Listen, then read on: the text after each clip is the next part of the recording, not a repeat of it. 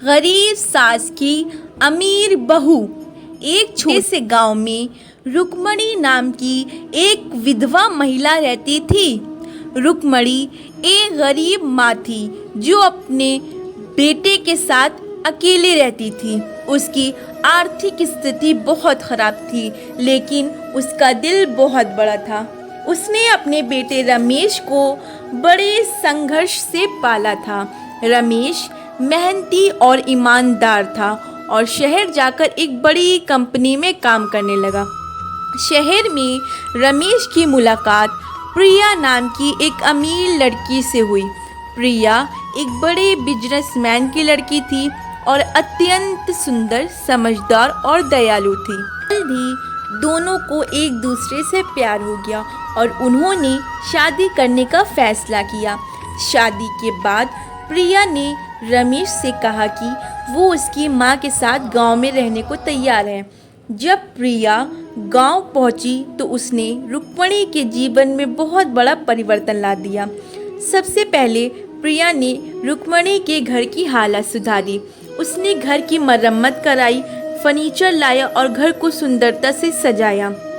गांव के लोग प्रिया की सेवा भावना से बहुत प्रभावित हुए। प्रिया ने रुक्मणी को सम्मान और प्यार दिया।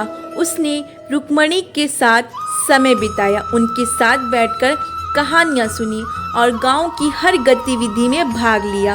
प्रिया ने गांव की महिलाओं के साथ मिलकर कई सामाजिक कार्य शुरू किया। उसने बच्चों की शिक्षा पर जोर दिया। धीरे धीरे रुक्मणी को अपनी बहू प्रिया पर गर्व होने लगा। उसने महसूस किया कि प्रिया ने न केवल उसका जीवन बदला बल्कि पूरे गांव की देखभाल की। गांव के लोग भी प्रिया को बहुत पसंद करने लगे और उसे अपना आदर्श मानने लगे।